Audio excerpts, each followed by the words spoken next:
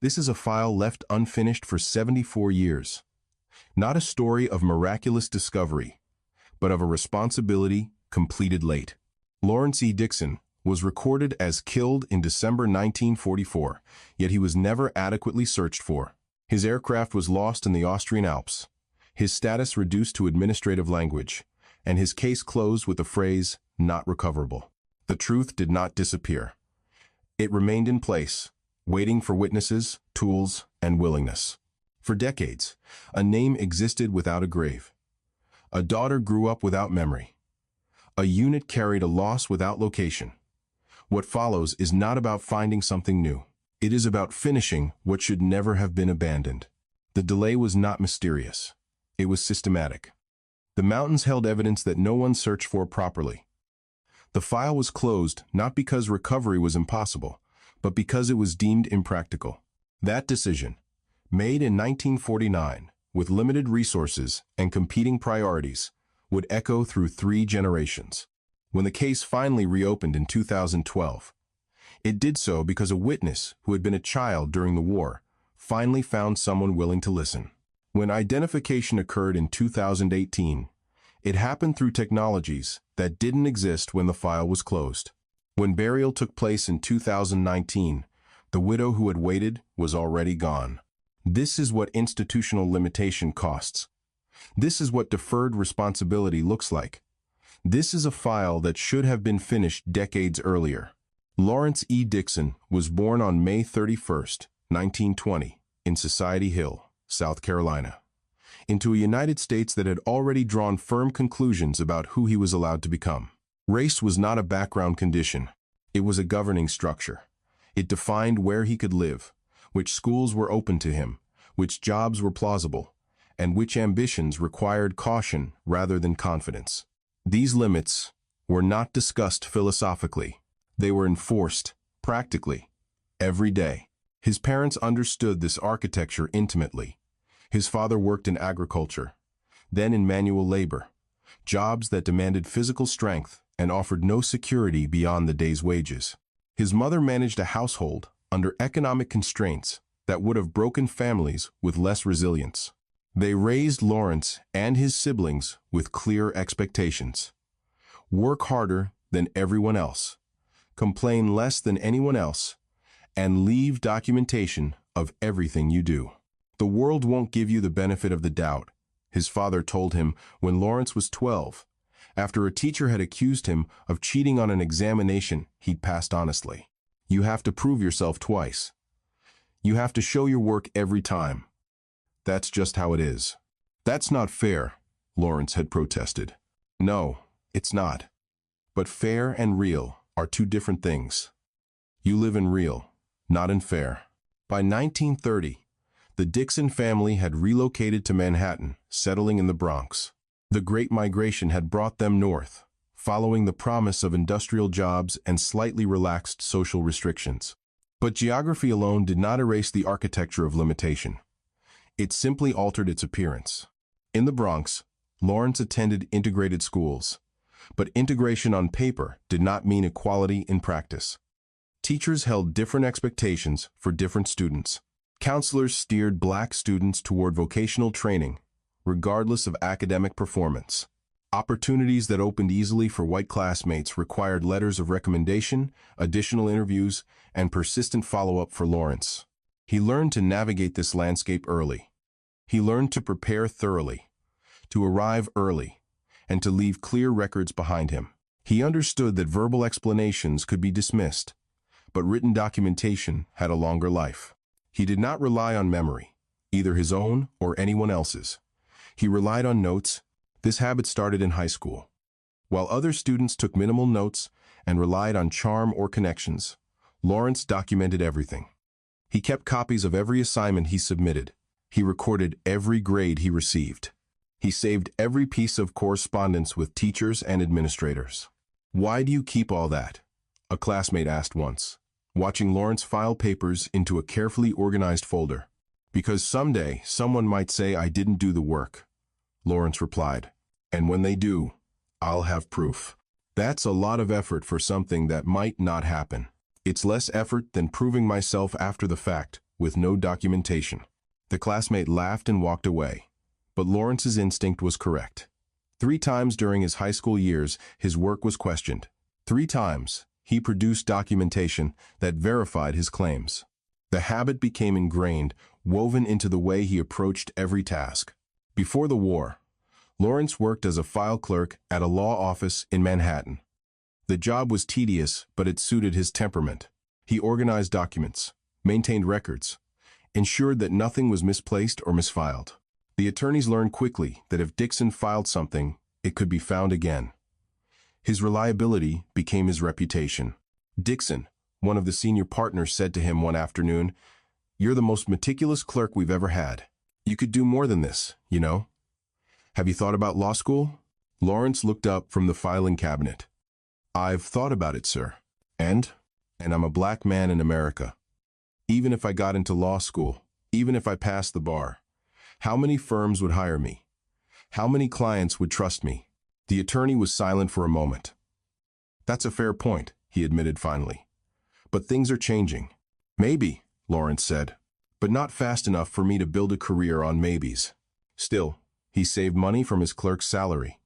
He took night classes in chemistry at a community college, thinking that scientific work might offer opportunities less constrained by social prejudice. Chemicals didn't care about the color of the hands that mixed them. Reactions followed laws of physics, not laws of segregation. The precision required in chemistry appealed to him. Measurements had to be exact. Procedures had to be followed in sequence. Documentation was essential. Every experiment required detailed notes. Every result had to be reproducible. It was order made visible, and Lawrence thrived in that environment. In the fall of 1940, at a church social in Harlem, Lawrence met Phyllis Maillard. She was standing near the refreshment table, laughing at something her friend had said. And when she turned and caught his eye, Lawrence felt something shift in his carefully ordered world. "You going to stand there, staring, or are you going to introduce yourself?" she asked. Walking over to him with directness, he found both surprising and appealing. "Lawrence Dickson," he managed. "I was working up the courage."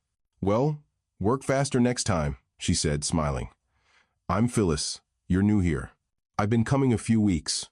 I work downtown, and a fellow at the office recommended this church." They talked for an hour. Phyllis worked as a seamstress, skilled work that required patience and precision. She described her craft in terms that Lawrence recognized: the importance of exact measurements, the need for attention to detail, the way a single mistake early in the process could ruin everything that followed. "You understand," she said. "Most people don't understand. They think sewing is simple." "Nothing done right is simple," Lawrence replied. She smiled at that. "I like you, Lawrence Dickson. You think about things." They began courting seriously. Lawrence was methodical in courtship, as he was in everything else. He called when he said he would call. He arrived when he said he would arrive. He wrote letters between their meetings. Not long romantic letters, but clear, honest updates about his days and his thoughts. Phyllis kept every letter, tied with a ribbon, stored in a box in her closet. In December 1941, days after the attack on Pearl Harbor, Lawrence asked her to marry him. They were walking through Central Park, breath visible in the cold air. The city felt different now. The certainty of coming war had changed the atmosphere, adding urgency to everything. "Things are going to change fast," Lawrence said.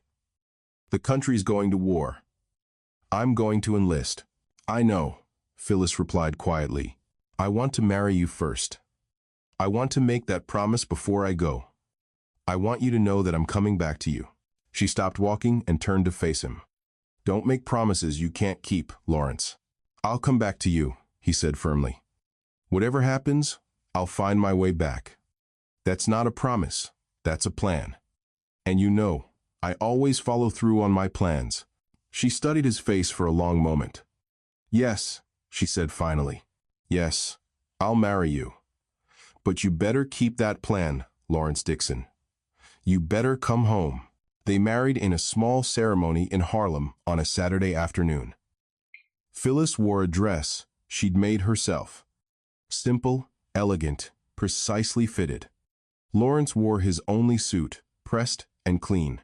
They exchanged vows in front of family and friends, promising to love and honor each other, for better or worse, in sickness and in health. For however long we have, Phyllis added quietly, a modification to the traditional vows that made Lawrence's throat tighten. For as long as we both shall live, he corrected gently. That's longer than this war. I promise you that. In July 1942, their daughter Marla was born at Sydenham Hospital in Harlem. Lawrence held her for the first time on a Saturday afternoon, sunlight streaming through the hospital window. The baby was impossibly small, impossibly fragile, her tiny hand wrapped around his finger, and Lawrence felt terror and wonder in equal measure. She's so small, he whispered, cradling the infant carefully, afraid his large hands might somehow damage her. She'll grow, Phyllis said from the bed, exhausted but smiling. You'll see. You'll watch her grow. Lawrence wanted to believe that. He needed to believe it. But he was already committed to the Army Air Force's training program. He would be leaving for Tuskegee soon. The war would take him away before Marla was old enough to know him. What if she doesn't remember me? He asked, not looking up from his daughter's face. Then you'll come home and introduce yourself, Phyllis said firmly, and you'll spend the rest of your life making memories with her. That's the plan, Lawrence. That's your plan. He spent every available moment with Marla over the next few weeks. He fed her bottles, changed her diapers, walked the floor with her when she cried at night. He studied her face, memorizing every detail, the way her nose wrinkled when she yawned, the tiny sounds she made while sleeping, the grip of her fingers around his thumb. I'm doing this for you, he told her one night, holding her while Phyllis slept. You're going to grow up in a different world than this one, a better world. That's why I'm going. That's why I have to go. Marla blinked up at him, too young to understand words, but perhaps sensing the emotion in his voice. Your daddy's going to be a pilot, he continued softly. I'm going to fly fighters. I'm going to do my part to end this war. And then I'm coming home to you. I promise. Aviation was not an obvious or romantic choice for a black man in 1942. Flying was associated with mechanical access, technical training, and institutional trust, all of which were restricted unevenly. For many black Americans, aviation existed as something admired from a distance, something white men did. What drew Dickson toward it was not escape or spectacle. It was order. Aircraft responded to physics. Procedures worked the same way every time.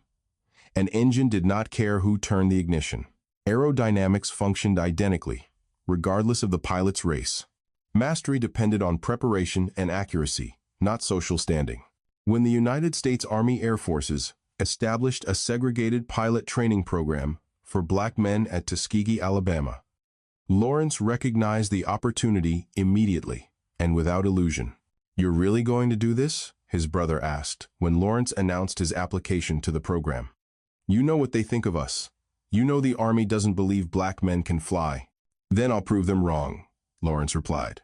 And if you can't, if you wash out, they'll say it's because you're black, not because training is hard. Then I won't wash out, Lawrence said quietly. Simple as that. His brother shook his head.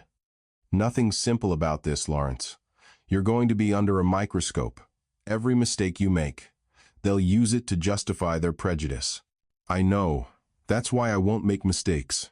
Nobody's perfect. I don't have to be perfect, Lawrence said. I just have to be better than their excuses. The program, later grouped under the name Tuskegee Airman, was not framed as equality. It was framed as experiment. The prevailing War Department study from 1925 had concluded that black men lacked the intelligence and courage to operate complex machinery in combat. The Tuskegee program existed to test that conclusion, and every trainee understood that success would be treated as exception, while failure would be cited as confirmation. The burden of proof rested entirely on the pilots. Dickson applied and met the requirements. Academic screening eliminated many applicants. The Army demanded high school graduation at minimum, with college strongly preferred. Physical examinations were rigorous. Aptitude testing was designed to identify candidates who could handle the mental demands of military aviation. Acceptance did not bring relief. It brought visibility. Lawrence arrived at Tuskegee Army Airfield in Alabama in September 1942. The base was still under construction, but training had already begun for earlier classes. From the first day, scrutiny was constant. Performance was observed not only for its own sake, but for what it might be used to argue elsewhere.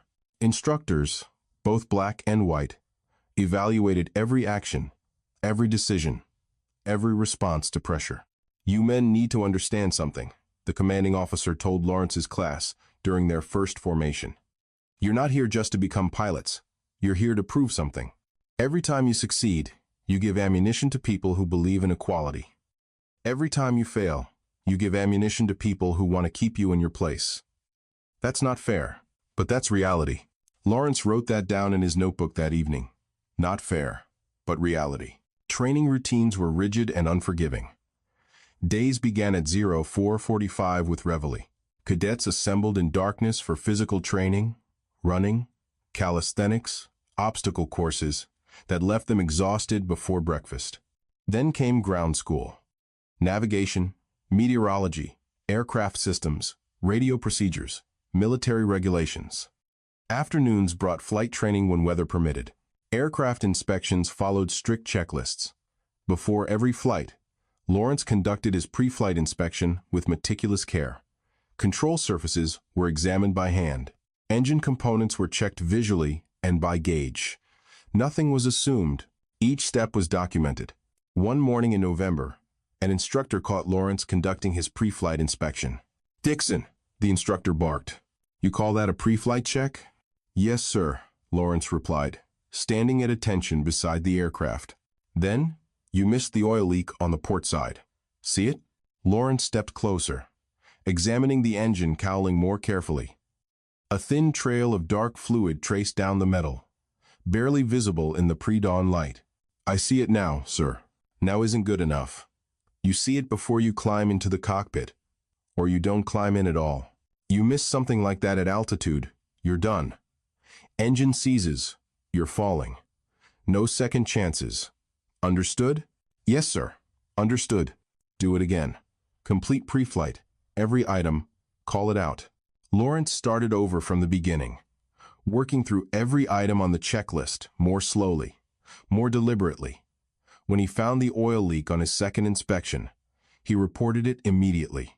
"That's better," the instructor said. "That leak would have cost you the engine within an hour. Maybe saved your life today by catching it. Remember that feeling. That's what attention to detail does. It keeps you alive." Dickson adapted to the routine without resistance. He relied on repetition. Each morning followed the same sequence. He carried a small notebook and used it consistently. Entries were factual and concise. Engine temperatures, oil pressure, fuel levels, flight duration, maintenance notes. His handwriting was distinctive. He wrote in small block capitals, evenly spaced, with wide margins. The style emphasized clarity and legibility. It reduced ambiguity. It reflected an understanding that his notes might be read by someone who did not know him and might not be inclined to trust him. He wrote to be understood on the record. Letters home followed the same discipline. He wrote regularly to his wife, Phyllis. He mentioned their daughter, Marla, who was still too young to form lasting memories of him. The letters were measured. They described training progress, aircraft characteristics, weather, and schedules. He did not complain. He did not dramatize segregation. He reassured without promising safety. In one letter, he explained his purpose plainly. "I am doing this so she grows up in a different world." The sentence was not framed as sacrifice or heroism. It was framed as work undertaken for a specific outcome. He did not imagine that the world would change quickly. He imagined that change would be incremental and that it might arrive too late to benefit him directly. But it might arrive in time for his daughter. Lawrence graduated from pilot training with Class 43 CSE in March 1943. The designation SE, single engine, marked him for fighter aircraft, the most prestigious and demanding assignment in the Army Air Forces. The graduation ceremony was formal but restrained. There were no grand speeches about heroism or glory. The commanding officer simply congratulated the graduates, reminded them that they represented more than themselves, and dismissed them to their assignments. Lawrence was commissioned as a second lieutenant and assigned to the 100th Fighter Squadron of the 332nd Fighter Group. Before deploying overseas, he had 1 week of leave to return to New York. During that leave, Lawrence commissioned a ring from a jeweler in Harlem. He specified exactly what he wanted: 14-karat gold, simple band, durable construction. On the inside, he requested specific engravings. The initials P.D. for Phyllis Dickson, a heart pierced by an arrow, a traditional symbol of enduring love. The date 5/31/43, his 23rd birthday, which would fall shortly after his deployment. The letters L.E.D. for Lawrence E. Dickson. When he picked up the finished ring several days later, he examined the engraving carefully. The work was precise, exactly as he'd specified. He slipped it onto his finger. It fit perfectly. "You're going to wear that flying?" Phyllis asked that evening, noticing the ring. "Every mission," Lawrence confirmed. "What if it gets in the way? What if you need to bail out and it won't get in the way? It's part of me now, like my watch, like my gloves." She reached for his hand, examining the ring more closely. "It's beautiful," she said quietly. "It's a reminder," Lawrence said. "When I'm over Germany, or Austria, or wherever they send me, I look at this and remember what I'm coming home to. Promise me you'll keep it safe. Promise me you'll come home." "I promise," he said, pulling her close. "I'll come home to you and Marla. That's the plan. That's the only plan that matters." The ring showed signs of wear quickly over the following weeks. Small scratches appeared from contact with flight controls and equipment. Lawrence never removed it. Not for training flights. Not when other pilots suggested it might be safer to leave valuables behind. The ring was not a valuable. It was continuity. A physical connection between his life in combat and his life waiting at home. It was a promise made tangible. The last evening before deployment, Lawrence sat at the kitchen table with Phyllis, Marla asleep in the next room. "I need you to know something," he said quietly. "If anything happens—" "Don't," Phyllis interrupted. "Don't say it." "I have to say it," Lawrence insisted gently. "If anything happens, you and Marla are provided for. The Army pays benefits. I have a life insurance policy. It's not much, but it's enough." "I don't want to hear about life insurance," Phyllis said, her voice breaking. "I want to hear about your plans for when you come home." Lawrence reached across the table and took her hands. "All right. When I come home, we're going to find a better apartment, somewhere with more space, maybe Brooklyn. Somewhere with a yard where Marla can play." "Keep going," Phyllis said, tears starting.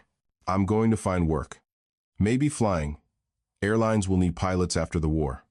Or maybe chemistry. I'll go back to school if needed. And we're going to have more children. Marla needs siblings. I want a big family. I want to grow old with you. Phyllis, I want to watch our children grow up, and then watch our grandchildren." "That's a good plan." "It's the only plan," Lawrence said firmly. "I'm coming home. I'm not leaving you to raise our daughter alone. I promised you that. And I keep my promises." The next morning, Lawrence kissed his wife goodbye at the train station. He held Marla one last time, studying her face, committing every detail to memory. "Be good for your mother," he told the infant. "Daddy will be home soon, I promise." He boarded the train carrying him to deployment, to combat, to the Austrian Alps in winter, to the 74 years of waiting that would follow. By December 1944, Lawrence E. Dickson was a seasoned pilot assigned to the 100th Fighter Squadron of the 332nd Fighter Group, operating out of Ramitelli Airfield on the Adriatic coast of Italy. He had completed 67 combat missions. That number represented months of accumulated stress, danger, and careful execution. The 332nd Fighter Group flew under scrutiny that exceeded what other squadrons experienced. Their performance was documented meticulously, analyzed by senior commanders, cited in reports to Washington. The military establishment watched closely. Lawrence understood this context without needing explanation. He did not speak about it openly. He simply prepared accordingly. Double-checking procedures, avoiding improvisation, following doctrine precisely. His aircraft was a P-51D Mustang nicknamed Pagan, fast, powerful, and unforgiving. The P-51 required careful engine management. The liquid-cooled Packard Merlin engine could overheat quickly if mishandled. In November 1944, Lawrence was awarded the Distinguished Flying Cross for heroism or extraordinary achievement during a mission over Germany. During a chaotic dogfight, he had shot down one enemy fighter and damaged another while protecting a damaged B-17. "You saved that bomber crew," his flight leader told him after landing. Lawrence shrugged. "I did my job. That's all." "That's not all. You're getting a medal." "I'd rather just come home alive," Lawrence replied quietly. The medal arrived several weeks later. Lawrence accepted it, placed it in his footlocker with his other papers, and didn't mention it in his next letter to Phyllis. Recognition mattered less than completion. He wanted to finish his tour and return home. On the evening of December 22nd, Lawrence wrote what would be his final letter home. December 22nd, 1944. Dear Phyllis, Christmas is approaching, though it doesn't feel much like Christmas here. The weather has been cold and wet. Operations have slowed because of winter conditions. I've completed 67 missions now. That feels significant, though I try not to think too much about the number. Every mission is the same. Prepare carefully, fly precisely, return safely. How is Marla? Is she talking more? I imagine she must be saying a few words now. I hope Daddy is one of them, even if she doesn't fully understand what it means yet. When I come home, and I will come home, I want to hear her say it. The ring is still on my finger. I look at it every day. It reminds me of my promise to you. I'm being careful. I'm following procedures. I'm not taking unnecessary risks. I'm doing everything right so I can come home to you both. With any luck, this war will end in the next few months. Germany is on its last legs. When it's over, I'll be on the first transport home. Until then, know that I love you and Marla more than anything in this world. You're what I fight for. You're what I'm coming home to. Love, Lawrence. Phyllis would receive that letter in mid-January 1945, 2 weeks after receiving the telegram informing her that Lawrence was missing in action. The mission briefing on the morning of December 23rd began at 0630 hours in the operations tent at Ramitelli. Lawrence arrived at 0615, 15 minutes early as always. He found a seat near the front and opened his notebook to a fresh page. At the top, he wrote, 23 Deck, 1944. The briefing officer entered at precisely 0630. Seats, gentlemen. Today's assignment is escort for a lone P-38 Lightning, conducting photo reconnaissance over Prague, Czechoslovakia. He pointed to the large map. A red line traced the route from Ramitelli north across the Adriatic, then northeast to Prague. The P-38 will be photographing rail yards and industrial facilities. Intelligence needs current imagery. You're protecting a single reconnaissance aircraft. Stay alert. Lawrence made notes. Single recon escort. Prague rail yards. High alert. Expected opposition. Enemy fighters are still active, but less concentrated. However, don't get complacent. They particularly dislike reconnaissance flights. The major move to weather. Scattered clouds over the Adriatic, increasing to broken coverage over the Alps. Temperatures at altitude will be -20 to -30 Celsius. Icing is possible. He tapped the map where the route crossed the Austrian Alps. The return route crosses here. That's mountainous, forested terrain. If you experience mechanical difficulty over those mountains in winter, your options are limited. Flat ground for emergency landing is scarce. Bailout over alpine terrain in winter is high risk. If you develop problems, try to make it back to Italy before you're forced to leave the aircraft. Lawrence underlined that in his notebook. Get back to Italy before bailing out. Before dismissing them, the major added, this is mission 68 for some of you. That's a significant number. Don't let familiarity breed complacency.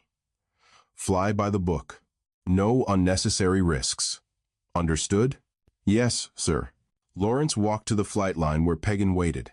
Ground crew had prepared the aircraft, but Lawrence verified everything personally. He conducted his systematic walk-around: propeller, engine, cowling, wings, fuselage, tail section, landing gear. 25 minutes later, satisfied the aircraft was airworthy, he climbed into the cockpit. He touched the ring on his finger briefly, the small ritual before every flight.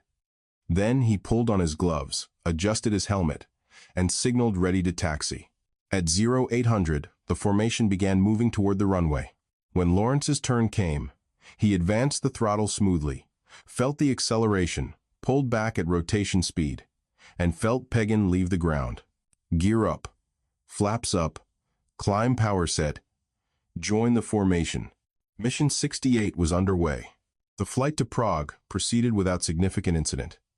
The formation climbed to 25,000 feet. Radio chatter was minimal. The formation maintained tight discipline. Lawrence scanned the sky constantly. Instruments: left, forward, right. Instruments: check 6, repeat. This was the discipline that kept pilots alive. Over Austria, scattered German flak appeared, black puffs of exploding shells. The formation made small course adjustments to avoid the heaviest concentrations. No enemy fighters appeared during the inbound leg. At 14:15 hours, they reached Prague. The P-38 began its photo run. The formation slowed, flying precise patterns while cameras captured images. German anti-aircraft fire intensified. Something hit one of the Mustangs, smoke trailing briefly. Photo run complete. The P-38 pilot transmitted. Heading home. The formation turned south, back toward Italy. It was now 14:35 hours.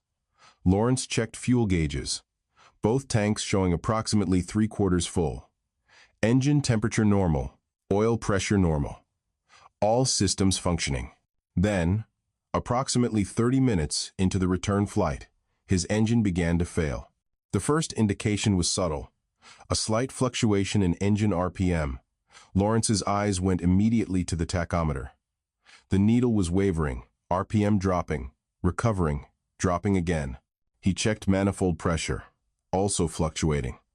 His hands moved through the diagnostic procedure. Mixture rich. Propeller adjustment. Throttle reduction. Nothing worked. Engine temperature was rising. Oil pressure was dropping. Lead, this is Dickson. I'm showing engine irregularities. Power's unstable. Copy, Dickson. What are your readings? Temperature climbing. Oil pressure dropping. RPM unstable. Running through checklist now. Can you maintain formation? Lawrence glanced at his position. He was falling behind. Negative. I'm losing power gradually. He went through every emergency procedure. Nothing restored normal operation. The Packard Merlin was dying. His wingman, Robert Martin, moved closer. Dickson, I see white smoke trailing from your engine. Looks like coolant. That confirmed it. Coolant leak. Without coolant, the engine would overheat catastrophically within minutes. Lawrence looked down. The Austrian Alps stretched endlessly. Jagged peaks, dark forests. No flat ground visible. Options. Try to nurse the engine back to Italy. 60 miles, 15 minutes. Engine wouldn't last. Emergency landing. No suitable site. Bailout. Only viable option. Lead, Dickson. Engine temperature redline. Oil pressure approaching 0. I'm not going to make it back. Preparing to bail out. Roger. Dickson. Are you sure? Affirmative. Engine's going to seize in minutes. I need to exit while I still have altitude and control. Understood. Martin. Stay with him. Mark his position. Lawrence checked his parachute harness.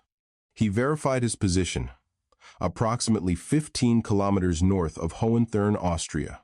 He transmitted that to Martin. I'm going to gain altitude first. He advanced the throttle. The Mustang climbed sluggishly. 15,000 feet. 16,000. 17,000. The engine was screaming. Metal on metal grinding. Oil pressure hit 0.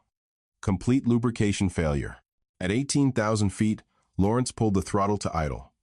He reached for the canopy jettison handle and pulled. The canopy ripped away. Instantly, the cockpit filled with screaming wind and shocking cold. -30°C. Even through his flight suit and gear, the cold was brutal. He disconnected oxygen and radio leads. He released his seat harness. The aircraft was rolling, bailing out now. He pushed himself up and fell away from the dying aircraft. The tumbling was immediate and disorienting. Lawrence spun through space, unable to orient himself. The cold stole his breath. He forced himself to count, delaying parachute deployment until below 10,000 feet. 1,001, 1,002, 1,003. His body tumbled at terminal velocity. He couldn't feel his fingers or toes. 1,030, 1,031, 1,032, 1,040, 1,041, 1,042. Close enough.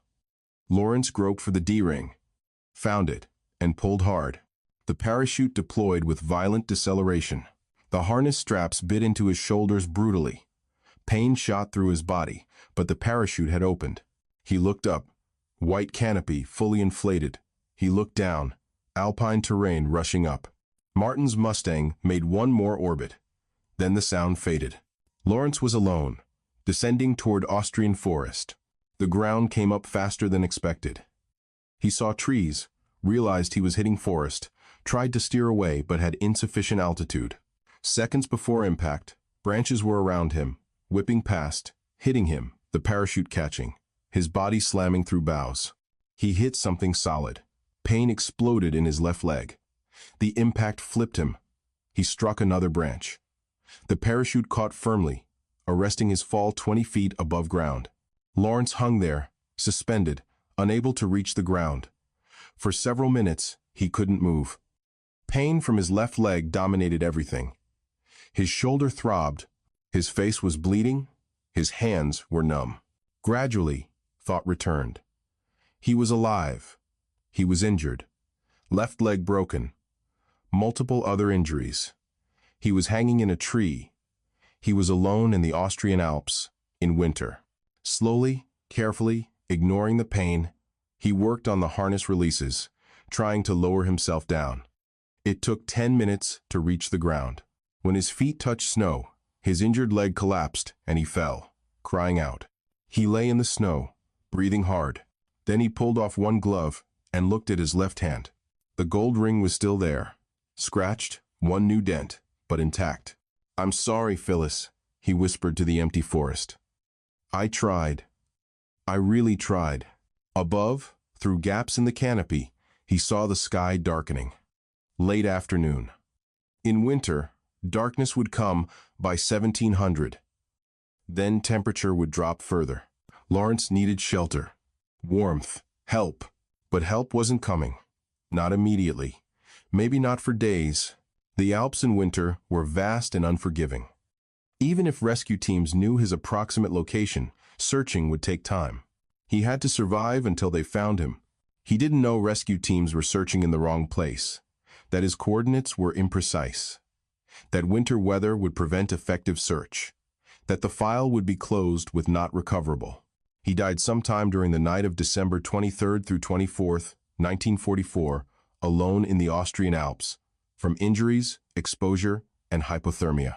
The cold that had shocked him at 18,000 feet continued its work, lowering his body temperature until essential systems shut down. But in his final hours, he believed rescue was coming. He believed the system would find him. He believed he would get home to Phyllis and Marla. That belief sustained him until consciousness faded for the final time. The ring remained on his finger, waiting in the frozen ground for 74 years. Back at Ramitelli, the mission report was filed that evening. The duty officer recorded essential facts. 1 aircraft lost due to mechanical failure, pilot missing, cooling system failure confirmed, bailout observed, parachute deployment confirmed, pilot descended into alpine forest. No contact after landing. The entry was concise, exactly the format prescribed by regulations. The name Dickson, L.E., moved from the active column to missing. Within the squadron, other pilots heard the news at dinner. They had flown with Dickson for months.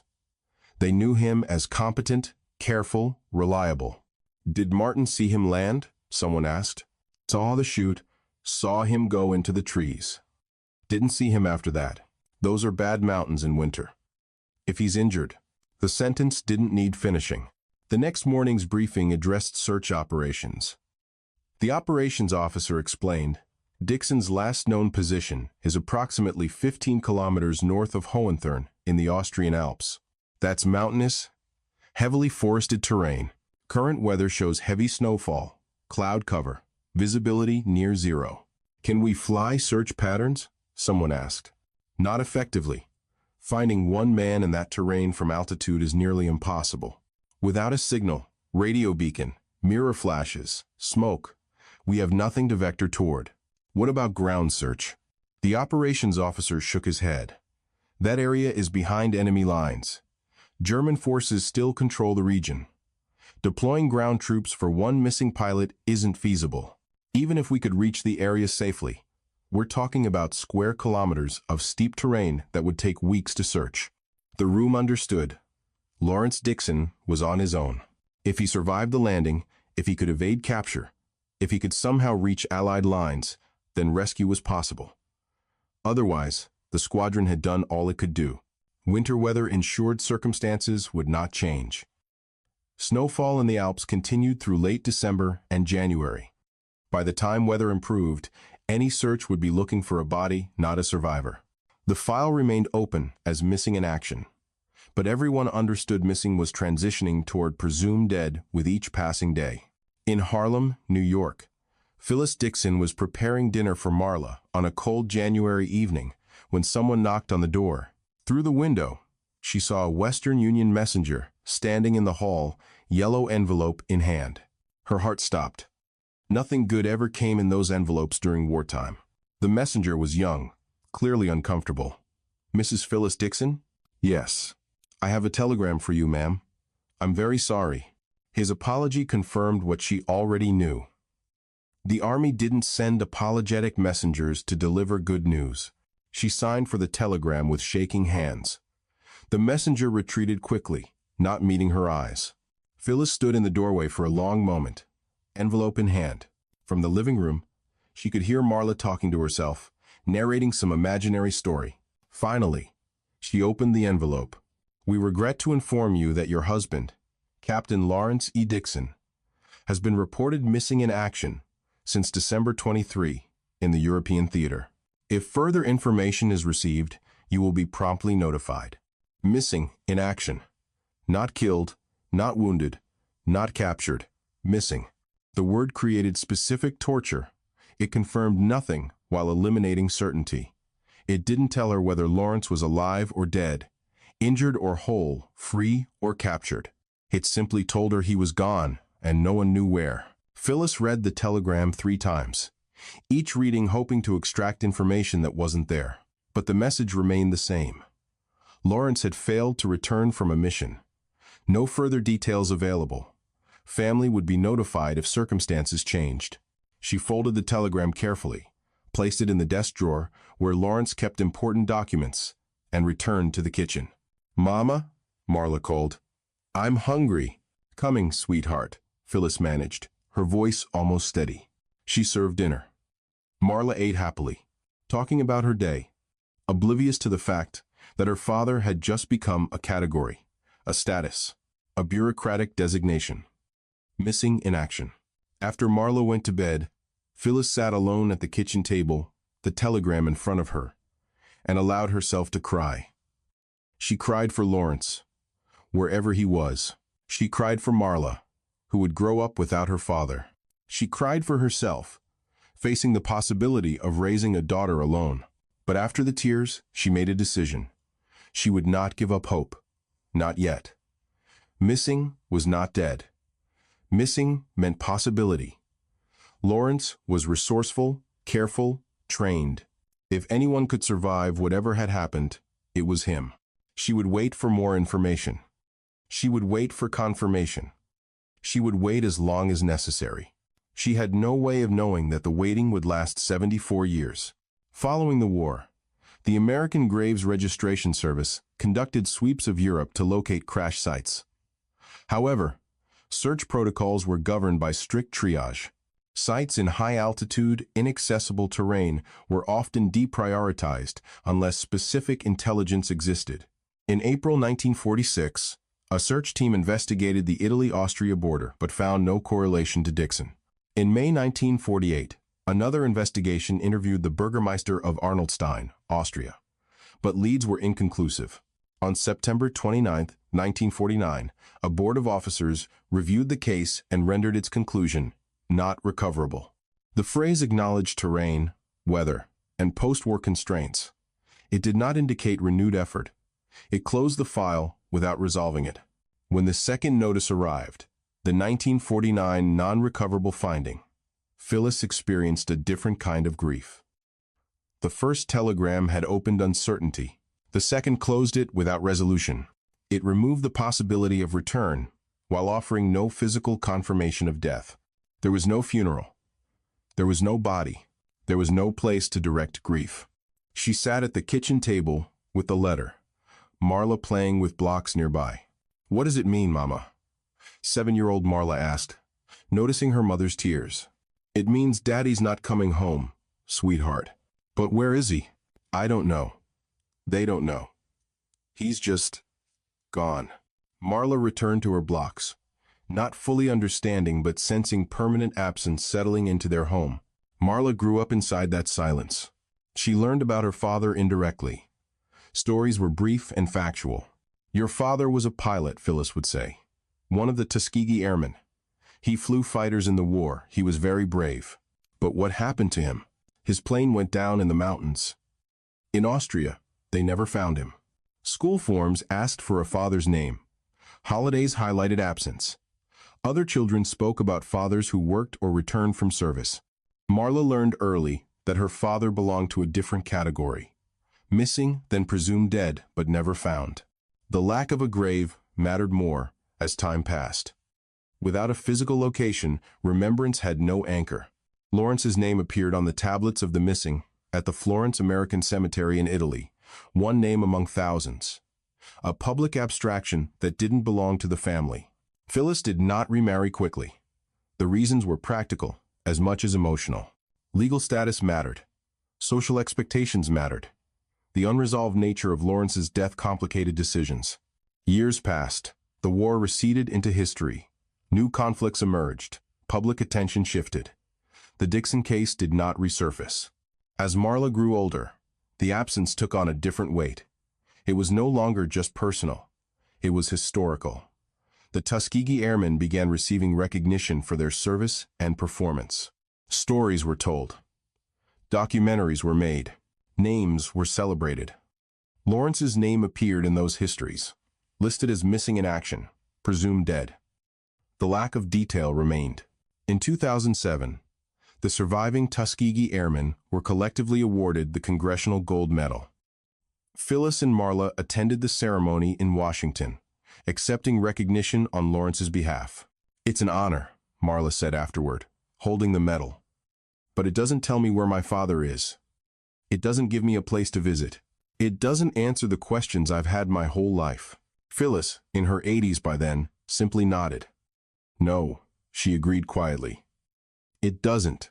The long wait extended across decades. It outlived wartime contemporaries. It persisted beyond Phyllis's immediate circle. Responsibility for memory shifted gradually to Marla, who inherited not only her father's name but the question attached to it. Marla did not organize campaigns or petition authorities aggressively. She lived her life. She had children of her own, Lawrence's grandchildren, who would never meet him. She carried the absence alongside work, family, and aging. The question of her father's fate remained present but dormant, like a file that had been closed without satisfaction. In 2012, more than 6 decades after the case was closed, something changed. Herman Kandutsch had been a boy during the war, living in the Austrian Alps near Hohenthurn. His life had unfolded against the physical permanence of mountains, forests, and seasonal weather. In December 1944, he witnessed something that did not belong to that permanence.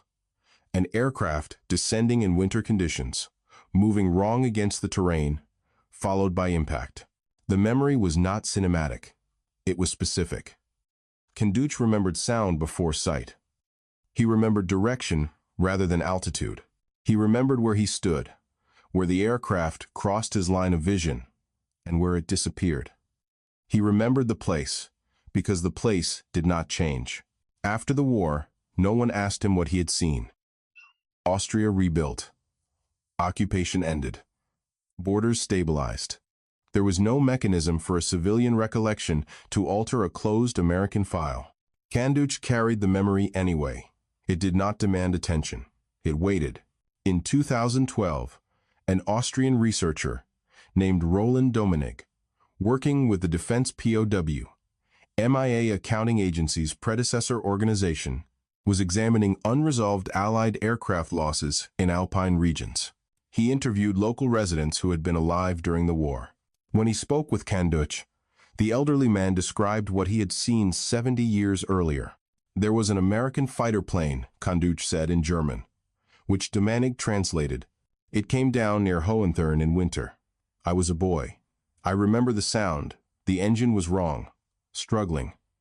Then it disappeared into the forest on the slope. Can you show me where? Dominik asked. Kanduch led him to a specific area, describing terrain features, tree lines, the way sound had moved through the valley. Dominik matched this oral history with archival loss records of P-51s in the region. The intersection of Kanduch's memory and the 100th Fighter Squadron's logs pinpointed a search area that had been overlooked in 1949. The information reached investigators at DPAA, who had authority and capacity to act. By this time, advances in forensic science, archaeology, and international cooperation had altered what was considered feasible. Cases once closed because they were impractical were now candidates for review. The Dickson file was retrieved from archive. Investigators compared Kanduch's recollection against wartime mission logs, aircraft performance data, weather records, and last known radio transmissions. They reconstructed the probable flight path of a P-51 Mustang experiencing engine trouble over alpine terrain in winter conditions. The results did not contradict Kanduch's account. They narrowed the field of possibility. Areas once considered too broad to search were reduced to corridors. Corridors were reduced to slopes. Slopes were reduced to segments where impact was plausible. In 2017, an official excavation was authorized. This decision reflected not confidence, but obligation. Investigators acknowledged that recovery might still fail. Authorization did not promise success. It committed resources. The operation required cooperation beyond a single agency. DPAA partnered with the University of New Orleans and the University of Innsbruck. Dr. D. Ryan Gray of UNO led the Archaeological Field School, bringing students to the site to conduct the recovery. Access itself was hazardous. The site lay in steep, wooded terrain reachable only on foot. Equipment had to be carried in. Work windows were narrow. Weather could halt operations without warning. Each day began with assessment of safety before assessment of progress. This is not going to be easy, Dr. Gray told his team on the first morning. Alpine recoveries never are. The terrain has been moving for 70 years. What fell in 1944 is not sitting where it landed. We'll need patience. Excavation proceeded incrementally. Overburden was removed carefully. Soil layers were documented. Rock movement was mapped. Nothing was assumed to be in original position. In alpine environments, the concept of where it fell dissolves over time. The first artifacts were metallic. Twisted aluminum fragments consistent with aircraft skin. Fasteners bearing wartime manufacturing characteristics. Pieces showed stress signatures consistent with high-energy impact. These finds confirmed that an aircraft had struck this slope. They did not yet identify which aircraft or which pilot. As work continued, debris patterns emerged. Distribution suggested direction of travel and angle of impact. A loss of control rather than a controlled landing attempt. This finding aligned with mission reports, noting engine trouble over mountainous terrain. Human remains did not appear immediately. This absence did not discourage investigators. In alpine recoveries, remains often migrate downslope or become buried beneath layers of soil and vegetation. Recovery required patience, measured in seasons rather than days. The excavation extended across multiple field seasons. Each return required reassessment of slope stability and excavation boundaries. Weather dictated pace. Documentation accumulated steadily. During this period, Marla Andrews was notified that the case had been reopened. The phone call came on a Tuesday afternoon. The voice was professional, careful. "Mrs. Andrews, this is calling from the Defense POW, MIA Accounting Agency. We're calling about your father, Captain Lawrence E. Dickson." Marla's breath caught. "Yes? We've received new information about his loss. We're conducting an investigation at a potential crash site in Austria. It's preliminary, and we can't make any promises, but we wanted you to be aware. After all these years?" Marla's voice trembled. "You're actually looking for him?" "Yes, ma'am, we are."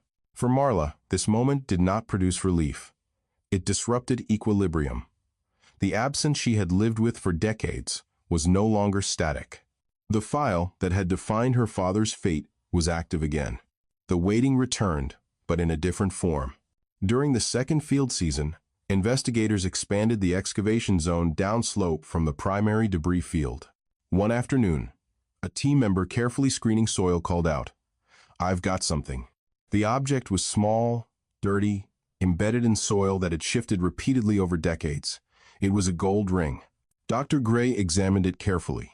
The metal was intact, though the surface showed abrasion consistent with long-term exposure.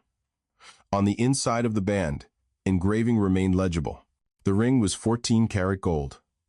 The engraving included the initials P. D. A heart pierced by an arrow. A date, 5/30/143, and a line of characters, L, E, D. The team worked in silence for a moment, understanding the significance. "This is personal effects," Dr. Gray said quietly. "Document everything. Exact location, depth, orientation. This changes the investigation." The ring's location was documented precisely. Its presence was consistent with a pattern of aircraft debris that had migrated downslope over decades. Investigators compared the engraving to family records.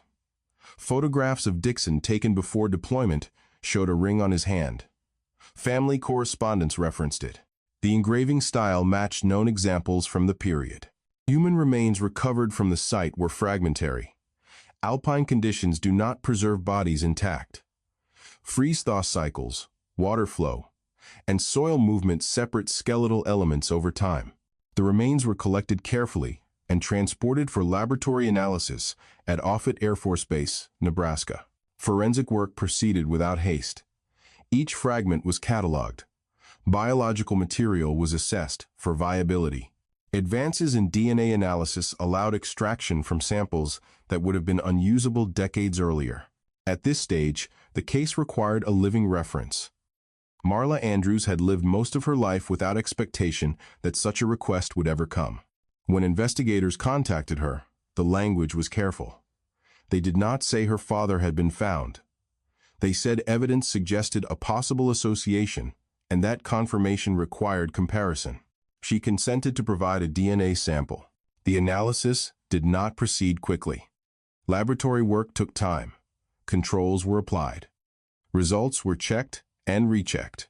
The DNA matched. On July 27, 2018, the DPAA officially announced that Captain Lawrence E. Dickson had been accounted for. He was the first of the 27 missing Tuskegee Airmen to be identified. When Marla received the confirmation call, she sat down in her kitchen. The same kitchen where she'd asked her mother, decades earlier, where Daddy was.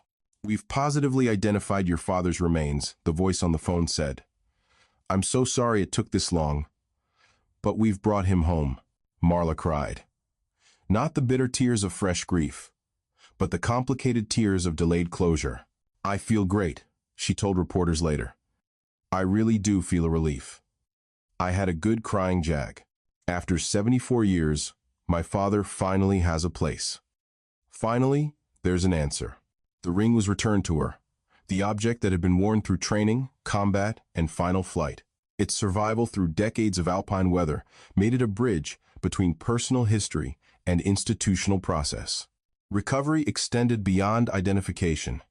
Arrangements were made for burial. The decision regarding location was deliberate. Lawrence E. Dickson was interred at Arlington National Cemetery on March 22, 2019. The choice placed him among those whose service had been recorded formally and finally. The burial followed military protocol. The ceremony was attended by Marla Andrews, then 76, her children, Dickson's grandchildren, and extended family. A caisson drawn by horses from the 3rd U.S. Infantry Regiment, the Old Guard, carried the casket. A flyover was conducted by 4 F-16 Fighting Falcons from the 100th Fighter Squadron, the modern descendants of Dickson's unit, the Red Tails. The flag was folded and presented. Words were spoken. The ceremony did not attempt to compress 74 years into a single moment. It acknowledged completion rather than resolution. For Marla Andrews, the burial did not restore memory. She did not suddenly gain recollections of a father she had been too young to know. What changed was structure. Her father now had a grave. His name was attached to a place. When it was over, Marla approached the casket one final time. "Hi, Daddy," she whispered. "I'm Marla, your daughter. I never got to meet you, but I've thought about you every day of my life." Mama waited as long as she could. She wanted to be here for this. She died just before they found you. She placed her hand on the casket. "But you're home now. Finally, you're home. And I know where you are. That's all I ever wanted, to know where you are, to have a place to come talk to you." Her voice broke. "Welcome home, Daddy. Welcome home." The identification of Lawrence E. Dickson closed a record that had been open, in effect, if not on paper, for 74 years. It replaced assumption with confirmation. It attached a name to remains and a place to a life. The institution also changed its record. The designation missing in action was removed. Not recoverable was corrected. The file was closed not because time had passed, but because responsibility had been fulfilled. The system had caught up to the truth. It had once lacked the tools to reach. Investigators involved in the recovery did not characterize their work as discovery. They described it as accounting. The emphasis was on process rather than outcome. They had not created truth. They had verified it. But what the recovery could not do was erase the cost of waiting. Phyllis Dickson died on December 28, 2017, in Nevada, at the age of 96. She lived her entire life without knowing where her husband fell. She died 7 months before his identification was confirmed. She never saw his grave. She never held the ring again.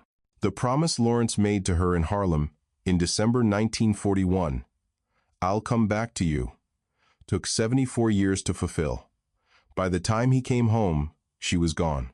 Marla grew up without a father, without memory, without a place to grieve.